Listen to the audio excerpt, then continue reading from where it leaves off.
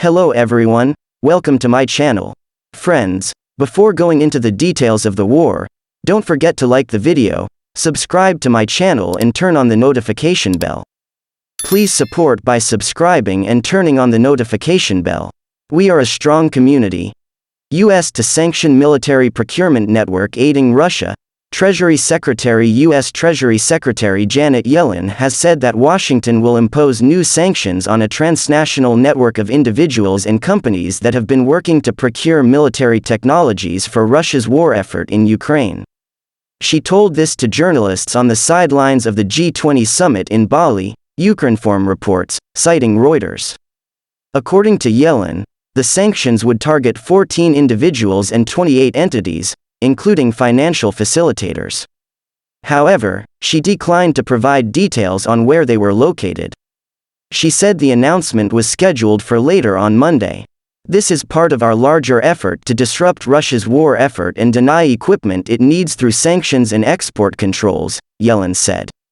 The U.S. Treasury has sanctioned major military-industrial firms in Russia, and the Commerce Department has cut off exports of American-made components and U.S. technologies that have been used in some of Russia's military hardware. Yellen said these were already having an impact on the battlefield in Ukraine. Russia has managed to procure drones from Iran that have been used to attack cities and power infrastructure in Ukraine.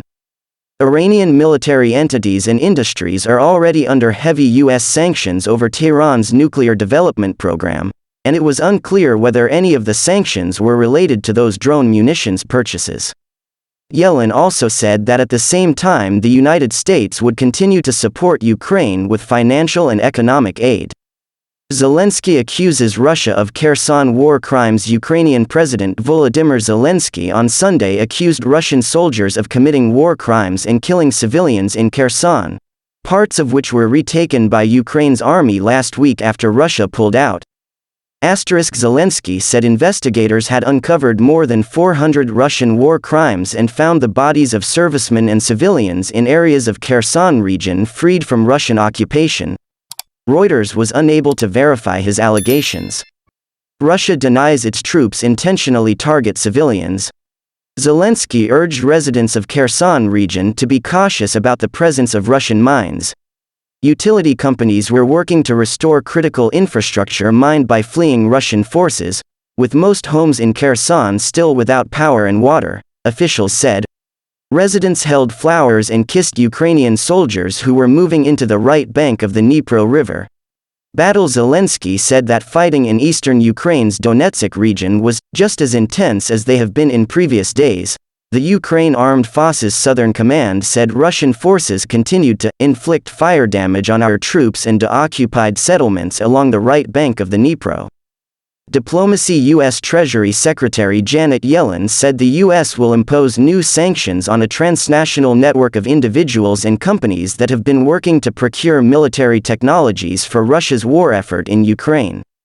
She was speaking on the sidelines of the G20 summit in Bali.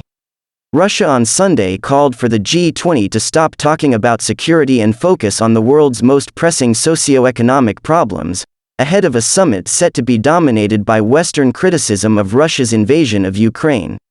Chinese Premier Li Keqiang emphasized the irresponsibility of nuclear threats during a summit in Cambodia, suggesting Beijing is uncomfortable with strategic partner Russia's nuclear rhetoric, a senior U.S. official said. Russian President Vladimir Putin and his Iranian counterpart Ibrahim Raisi emphasized further enhancing cooperation in the political, trade and economic fields, including the transport and logistics sector, during a phone call, the Kremlin said on Saturday. Renowned graffiti artist Banksy unveiled a work in Ukraine's Borodyanka, which had been occupied by Russia until April and heavily damaged by fighting in the early days of Moscow's invasion. Quote, "We have no electricity, no water, no internet, no communications, no heating. But there are no Russians either. And that's why we are happy," said Kherson resident Andriy, who did not give his last name. Ukraine's police investigate alleged prayers for Mother Russia by a Moscow-led church in Kyiv. Ukraine's police investigate alleged prayers for Mother Russia by priests in choir in historical Kiev's Pechersk Lavra rented by the Orthodox Church of Moscow Patriarchate. According to the video published by Mikhailo Omelian, a priest of the Orthodox Church of Ukraine, Independent, people were singing prayers for Mother Russia on the territory of Kiev's Pechersk Lavra. In particular, they sang, "The bell ring floats over Russia, awakening Mother Rus." Police are currently examining whether the video is authentic. The National Police of Ukraine and the Security Service of Ukraine are already working in one of the churches of the Kiev Pechersk Lavra. At this time, the priority is to establish the authenticity of the video. Further actions and consequences will depend on this. If the video is authentic, we call for immediate procedural action against the leaders of the UOC, Ukrainian Orthodox Church of the Moscow Patriarchate, Ukraine's Minister of Culture Alexander Tkachenko said. The security service also confirmed it is working on the issue. About 13% of Ukrainian Orthodox Christians identified themselves with the Church of Moscow Patriarchate in Ukraine before the invasion, which dropped to 4% during the invasion. Majority belonged either to the Orthodox Church of Ukraine, Independent, or the Ukraine's Greek Catholic Church, also known as Uniate Church.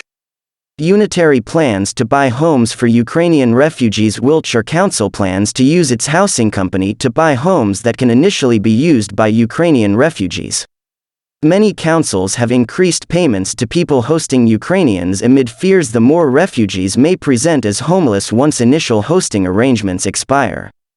Under Wiltshire's plan, government funding provided to councils to care for Ukrainians will be used by its wholly owned private rent operation Stone Circle Housing. Leader Richard Kluwer, Con, said, "We are going to use the government funding in an innovative way to purchase homes that can be used for Ukraine nationals now and for wider use into the future.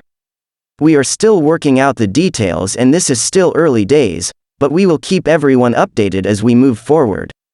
The government has provided all local authorities with funding to support Ukraine guests, and we believe this will be an effective way for people to continue to live safely in our county. Wiltshire has 879 Ukrainian guests accommodated in 377 host households.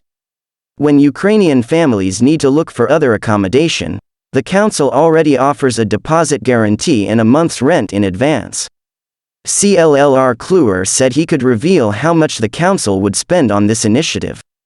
The council loans Stone Circle Housing funds to acquire housing in line with the parameters as set out in their approved business plan, he explained. The level of grant received by the council fluctuates in line with the number of individuals within Wiltshire, therefore it's impossible to say precisely how much will be used at this point in time. It will also vary depending on how much of the grant is used to leverage the acquisition of houses to provide a greater quantity of housing in the future. Councils topping up, thank you, payments. All hosts are entitled to a £350, thank you, payment from the government for the first 12 months of their guest stay. This payment is administered by councils and some are now offering top-up funding to hosts. Thanks for watching. Don't forget to like the video and subscribe to my channel. See you in the next video.